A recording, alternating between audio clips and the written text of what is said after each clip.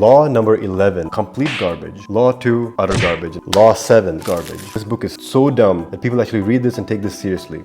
48 Laws of Power. 48 Laws of Power claims to give you all the secrets, all the forbidden knowledge about how society actually works so that you can use those tools and get yourself to the top of that social hierarchy. In this video, we're going to explore, is that true? Does the 48 laws actually help you get better at the social game? Or does it have fundamental flaws that might actually hurt you more than it helps you? And of course, whether you should read the book at all. The hype that this book is receiving is just crazy. There's people who literally memorize the 48 laws and make note cards and try to learn them. There's a whole rap song about this book. How many books are popular enough or have a cult status enough to have a whole rap song based on them? And the song is actually pretty good. But is this book actually helpful? Is this book true in the most fundamental sense? Does it reflect society like Robert Greene claims? So there's an interview in which Jordan Peterson is interviewing Robert Greene and he asks him, what's your motivation for creating this book? And Jordan Peterson explicitly says, what's your motivation for creating a manipulative book? And Greene's reply is essentially, it's not manipulative, it's just reflecting society as it is, and people need to know how society actually works. Well, so the question is, does this book really reflect society as it works, and does it help you do better in your social game, try to improve your status? I think not. Some of the advice in this book is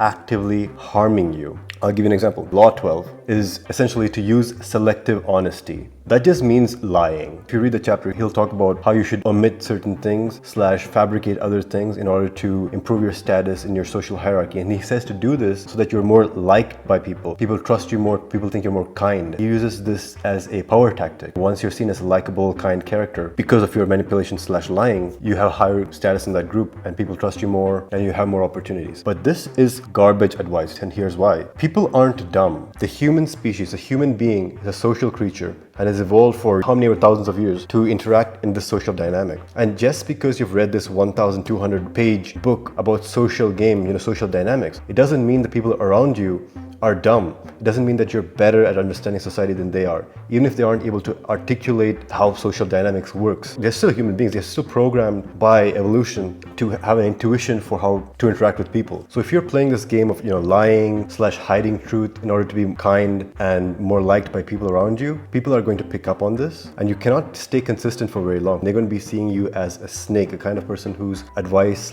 / compliments don't mean anything. That will actively harm you. This 48 laws of power mindset, the idea that you're in some kind of like Game of Thrones setting in which you're trying to manipulate and handle people. You have to understand that everybody's playing the game, and this book might actively make your game worse by giving you bad tactics. There is such a thing as a bad book. Let me explain. So the idea that watching TikTok for too long is bad for you, makes you less successful, that's pretty well accepted. We have this understanding that certain video content might be actively harming you, but we think books and reading is just always good. That is not true.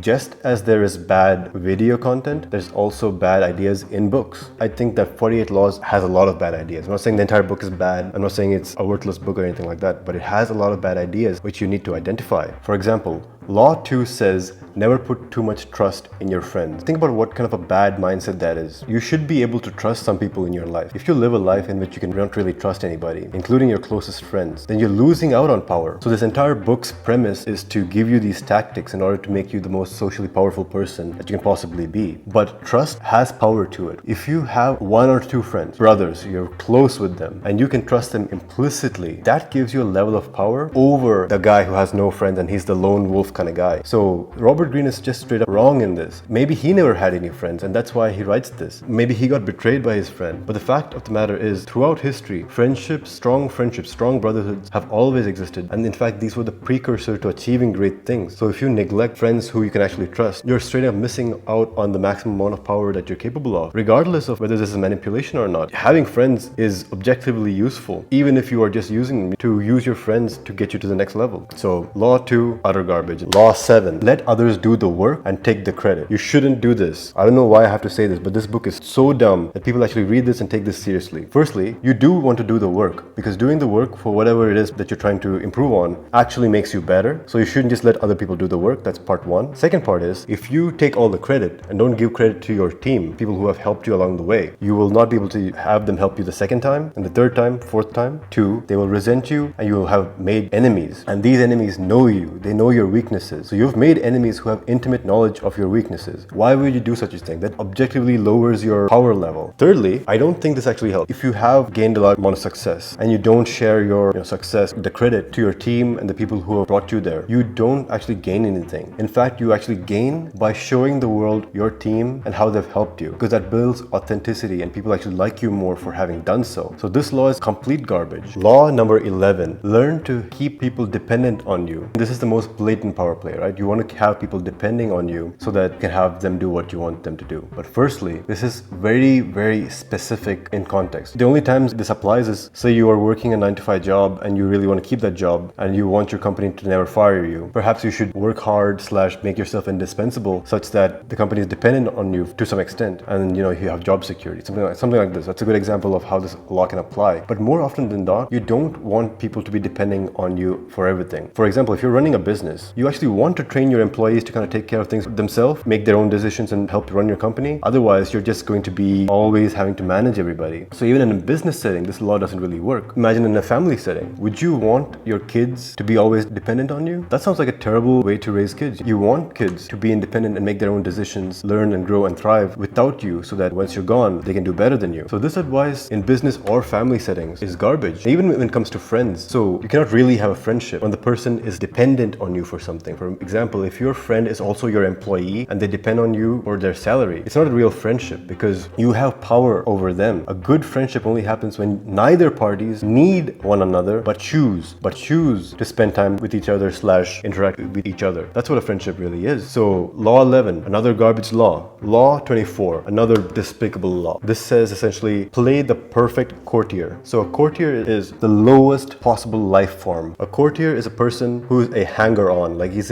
like a companion of a royal person, like a companion of the queen, the king. So back in the day, the king and queen would reside in palaces, and they would have a whole bunch of courtiers in the court, in the palace, whose job was essentially to exist. To be a perfect courtier is the stupidest thing you can aspire to. Courtiers didn't do anything. They didn't have a mission or purpose other than the status game. The only thing which they lived for was the status game. How to improve their status in the palace to get closer to the royalty. And didn't have any real power because the king and queen would have real power. So is this something you really want to aspire to? Do you want to be a courtier in life? You want to aspire to be somebody without meaning and purpose and actually creating something of your own. All you do is play the status game, try to be better than your friends, better than your family. Like, what kind of pointless fool's errand is this? This book is preaching to you something which is inherently an undesirable outcome, but it's still a popular book. So hopefully this video gets views and then people realize this book is full of trash. Law 29. Law 29 essentially says plan all the way to the end. Dumb. Don't plan all the way to the end. Planning is a little bit overestimated. Well, at least for me. For me, I find that quite often